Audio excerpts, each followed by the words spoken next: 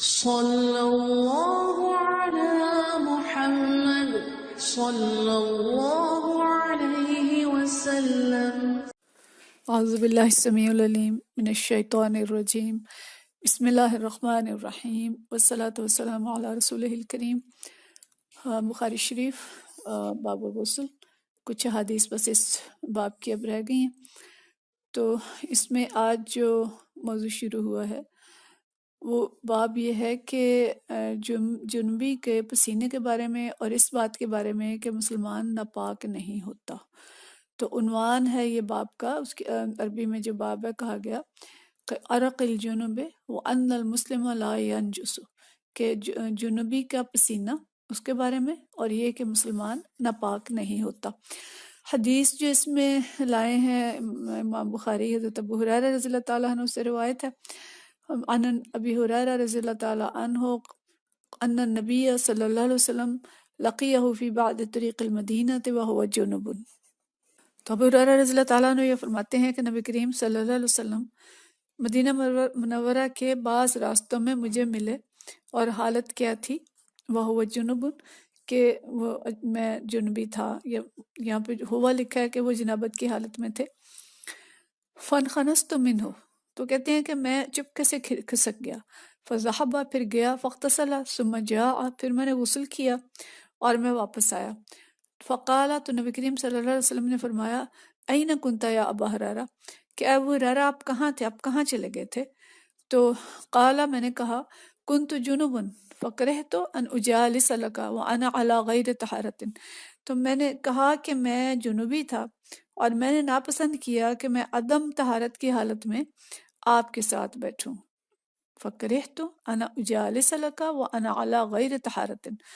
کہ میں اس حالت میں آپ کے پاس بیٹھوں جبکہ میں نے طہارت نہیں کی ہوئی۔ فقال، تو آپ نے فرمایا، سبحان اللہ ان المسلم لا ینجس، تو آپ نے فرمایا کہ سبحان اللہ، مومن نجس نہیں ہوتا۔ تو اس حدیث میں جو چیز ہمیں پتہ چل رہی ہے کہ ایسا نہیں ہوتا کہ اگر مومن کو کوئی نجاست لاحق ہو گئی ہے، جیسے غسل کی کوئی حاجت ہو گئی ہے کسی وجہ سے، تو وہ اتنا ناپاک ہو گیا ہے کہ اس کا پسینہ بھی ناپاک ہو گیا اور اس کا جسم بھی ناپاک ہو گیا اور کسی چیز کو اس کا چھونے سے بھی ناپاکی لاحق ہوگی، ایسی کوئی بات نہیں ہوتی۔ ہمارے ہاں کچھ اس بارے میں غلط تصورات جو ہیں وہ پائے جاتے ہیں، اور کچھ لوگ یہ کہتے ہیں کہ بس جو کپڑا چھو گیا اس حالت میں وہ ناپاک ہو گیا، اور ہاتھ ناپاک ہیں، کسی چیز کو چھو نہیں سکتے، اور غسل جب تک نہیں کیا تب تک کھا نہیں سکتے۔ تو ایسے مسائل نہیں ہیں۔ یہ نجاست حکمی نجاست ہے، یعنی یہ نجاست جو وقتی طور پہ لگی ہے اس کا حکم یہ ہے کہ اس کو پاک کر لیا جائے، لیکن یہ ایسی نجاست نہیں ہے کہ جس سے پورا مومن نجس ہو گیا، اور کسی کپڑے پہ اگر کوئی چیز نہیں لگی، کوئی داغ نہیں لگا، کوئی گندگی نہیں لگی، تو وہ کپڑا ناپاک نہیں ہوا۔ ناپاک وہ حصہ ہوگا کپڑے کا، جیسے ہم پیچھے تفصیل پڑھ چکے ہیں باب الوضو میں، کہ نبی کریم صلی اللہ علیہ وسلم کے کپڑے کو اگر کوئی نجاست لگ جاتی تھی تو اس کو دھو لیتے تھے، اور نماز میں اس حالت میں آتے تھے کہ اس کپڑے پہ اس کو دھونے کا جو پانی کا جو داغ ہے وہ لگا ہوتا تھا۔ تو مطلب یہ ہے کہ نجاست ایسی نہیں ہے کہ کسی چیز کو چھو نہ سکیں، اور جس چیز کو ہاتھ لگائیں وہ چیز ناپاک ہو جائے، اس قسم کی کوئی بات نہیں ہے، حتیٰ کہ نبی کریم صلی اللہ علیہ وسلم یعنی ان سے ملنے میں کوئی مذاکرہ نہیں سمجھ رہے۔ البتہ یہ چیز جو ہے کہ اس حالت میں جو پابندیاں ہیں وہ ہمیں معلوم ہونی چاہیے، کہ مسجد میں جانا، قرآن پاک پڑھنا، نماز پڑھنا، قرآن کو چھونا، تو یہ ظاہر ایسا نہیں کر سکتے، لیکن قرآن پاک کے علاوہ جو ذکر ہے وہ کر سکتے ہیں، اور نبی کریم صلی اللہ علیہ وسلم ہر حال میں ذکر کرتے تھے، یعنی ذکر وہ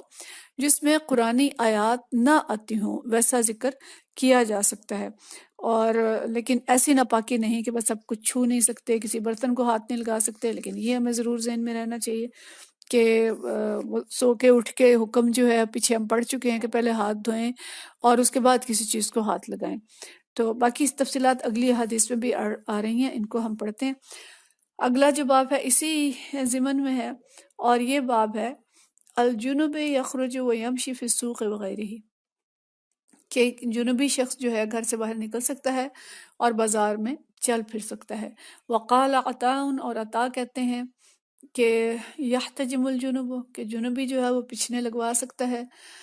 یہ جس کو آج کل حجامہ کہتے ہیں کہ وہ حجامہ کروا سکتا ہے۔ وَيُقَلِّمُ أَظْفَارَهُ اپنے ناخن تراش سکتا ہے۔ وَيَحْلِقُ رَأْسَهُ اپنا سر منڈوا سکتا ہے۔ وَإِن لَّمْ يَتَوَضَّأْ اگرچہ اس نے وضو نہ کیا ہو۔ ویسے تو جو حکم ہے وہ یہی ہے کہ کچھ کھانا ہے، سونا ہے،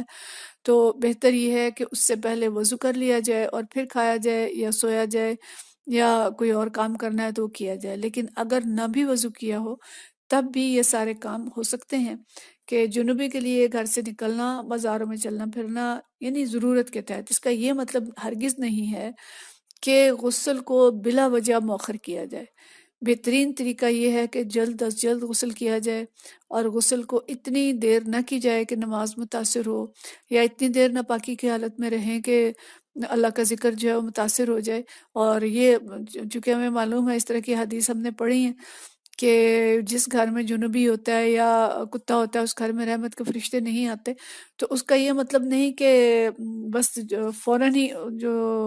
یعنی جب تک غسل نہیں کیا بس ناپاک ہو گئے ہیں، گھر بھی ناپاک ہو گیا ہے، اب گھر میں کوئی فرشتہ ظاہر داخل نہیں ہوگا۔ تو یہ اس صورت میں ہے کہ جب اتنی تاخیر کی جائے کہ اس سے نمازیں بھی متاثر ہو رہی ہیں، ذکر بھی متاثر ہو رہا ہے، تو اس چیز کی اجازت نہیں ہے۔ جلد از جلد غسل کرنا چاہیے۔ لیکن اگر کوئی ضرورت پیش آ گئی ہے تو بازار بھی جا سکتے ہیں، باہر بھی نکل سکتے ہیں اپنی ضرورت کے تحت۔ کوئی کام اگر فوری کرنا پڑا ہے کہ جس میں واپس آ کے نماز کا وقت موجود ہے تو اتنی دیر کے لیے جایا جا سکتا ہے۔ یا بن ابی رباح ہے جو یہ کہتے ہیں کہ یہ جو کام باہر نکل کے کرنا ہے، حجامت بھی باہر جا کے بنوانی ہوتی ہے مردوں نے، اور اس دور میں ناخن بھی کٹواتے ہوں گے باہر جا کے، حجامہ بھی باہر جا کے کرواتے ہوں گے، تو یہ چیزیں جو ہیں اتنی گنجائش ہے کہ باہر جا کے کی جا سکتی ہیں۔ اور اس میں جو حدیث لائے ہیں وہ یہ حدیث حضرت انس بن مالک رضی اللہ تعالیٰ عنہ سے ہے۔ انس بن مالک حدثہم، یہ یعنی حدثنا سعید عن قتادہ، قتادہ یہ کہتے ہیں کہ انس بن مالک نے ان سے بیان کیا ان النبی صلی اللہ علیہ وسلم کان یطوف علی نسائہ، کہ نبی کریم صلی اللہ علیہ وسلم اپنی بیویوں کے گھروں میں چکر لگاتے تھے، فی لیلۃ واحدۃ، ایک ہی رات میں، وَلَهُ یومئذ تسع نسوۃ، تو ایک ہی رات میں تمام بیویوں کے ہاں چکر لگا لیتے تھے، اور ان دنوں آپ کی 9 بیویاں تھیں۔ مطلب یہ ہے کہ اگر حالت جنابت میں آپ نکلتے تھے تو ایک بیوی سے دوسری بیوی کے گھر بھی جاتے تھے، اور ظاہر ہے گھر سے نکلتے تھے اس حالت میں اور جا کے تمام بیویوں کے گھر بھی چکر لگا کے آ جاتے تھے۔ تو یہاں سے وہ گنجائش نکالتے ہیں کہ اس حالت میں نکلنا جانا جائز ہے ضرورت کے تحت۔ پھر اگلی حدیث جو ہے، یہ حدیث وہی حضرت ابو ہریرہ والی، تھوڑے سے لفظ اختلاف کے ساتھ ہے کہ ابو ہریرہ رضی اللہ تعالیٰ عنہ فرماتے ہیں قال لقینی رسول اللہ صلی اللہ علیہ وسلم، کہ میں نبی کریم صلی اللہ علیہ وسلم سے ملا، وانا جنب، اور میں جنابت کی حالت میں تھا، فاخذ بیدی، تو آپ صلی اللہ علیہ وسلم نے میرا ہاتھ پکڑ لیا، فمشیت معہ، تو میں آپ کے ساتھ چلتا گیا، حتی قعد، یہاں تک کہ ایک جگہ بیٹھ گئے، یعنی نبی کریم صلی اللہ علیہ وسلم نے ہاتھ پکڑا ہوا تھا، چلتے جا رہے تھے تو ایک جگہ پہ بیٹھ گئے، فانسللت، تو میں وہاں سے کھسک گیا، یعنی پہلے تو ساتھ چلتے رہے، ہاتھ پکڑا ہوا تھا، چھڑا نہیں سکتے تھے، جب بیٹھ گئے تو تھوڑی سی گنجائش ملی تو چپکے سے کھسک گئے بغیر بتائے۔ اتیت رحلہ، پھر میں اپنے گھر آیا یا اپنے ٹھکانے پہ آیا، فاغتسلت، تو پھر میں نے غسل کیا، ثم جئت، تو پھر میں واپس آیا، وہو قاعد، اور آپ صلی اللہ علیہ وسلم وہیں موجود تھے، وہیں بیٹھے تھے یا کھڑے تھے۔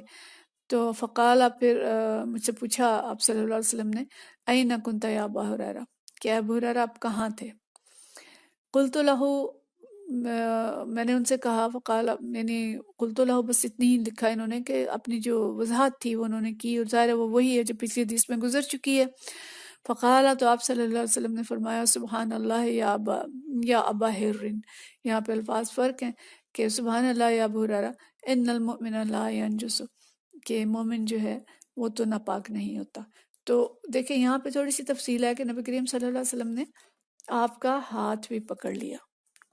یعنی صرف ایسا نہیں ہے کہ ساتھ چلے، بلکہ آپ صلی اللہ علیہ وسلم نے ہاتھ بھی پکڑ لیا، تو مسافہ کیا ہوگا یا ویسے پکڑا ہوگا، اور پکڑ کے کچھ دیر تک ساتھ چلتے رہے اور پھر ایک جگہ پہ بیٹھ گئے۔ تو جب انہیں موقع ملا تو وہ وہاں سے نکلتے ہیں، اور کھسکنے کے بعد جب واپس آتے ہیں تو پھر آپ صلی اللہ علیہ وسلم نے وہی ان سے سوال کیا، تو آپ نے پھر وہی وضاحت کی کہ اس میں کوئی حرج نہیں ہے کہ اگر آپ نکلے ہیں، اور انہیں اصل میں یہ محسوس ہو رہا تھا کہ نبی کریم صلی اللہ علیہ وسلم جیسی پاک ہستی اور ان کے ساتھ میں اپنا ناپاک جسم لگاؤں تو یہ بات مناسب نہیں ہے۔ تو آپ صلی اللہ علیہ وسلم نے اس کی وضاحت فرمائی کہ یہ ناپاکی ایسی ناپاکی نہیں کہ چھونا، مصافحہ کرنا، ساتھ لگنا، گلے ملنا یا کوئی ضرورت کا کام کرنا وہ بالکل ممنوع ہو، ایسی بات نہیں ہے، اس میں گنجائش ہے اور اس گنجائش کو استعمال کیا جا سکتا ہے۔ اور مومن جو ہے وہ اصل میں ناپاک نہیں ہوتا، عارضی طور پہ اگر اسے کوئی ناپاکی لاحق ہوتی ہے تو وہ بھی ایسی نہیں کہ جس سے پورے کا پورا مومن ناپاک ہو جائے، بلکہ وہ عارضی ناپاکی جب دھونے سے، غسل سے دور ہو جاتی ہے تو اس کا وہ حکم بھی دور ہو جاتا ہے۔ تو اس لیے یہ ہمارے بھی جو اس بارے میں غلط تصورات ہیں ان کو دور کر لینا چاہیے کہ یہ ناپاکی کس درجے کی ناپاکی ہے اور اس سے جو پاکی حاصل کرنی ہے وہ کس طرح سے کرنی ہے، یہ ہم پوری تفصیل پیچھے پڑھ چکے ہیں۔ بس جلد از جلد پاکی حاصل کرنے کی کوشش کریں، لیکن کوئی ایسی ضرورت پیش آ گئی ہے، بعض کو ایسا ہوتا ہے کہ ایسی کیفیت ہوتی ہے اور گھر میں ایک دم کوئی مہمان آ گئے، اچانک کوئی آ گیا یا اپنی ضرورت ایسی پڑ گئی کہ اٹھ کے کوئی کھانا بنانا پڑ گیا یا فوری کوئی کام کرنا پڑ گیا، تو اس کی گنجائش موجود ہوتی ہے۔ بہتر طریقہ یہ ہے کہ اس میں وضو کر لیا جائے اور وضو کے بعد جو مطلوبہ کام ہے وہ کر لیے جائیں، لیکن بلا وجہ غسل میں تاخیر کرنا درست نہیں، ایسا نہیں کرنا چاہیے، لیکن ضرورت کے تحت اپنے کام کیے جا سکتے ہیں۔ وآخر دعوانا ان الحمد للہ رب العالمین۔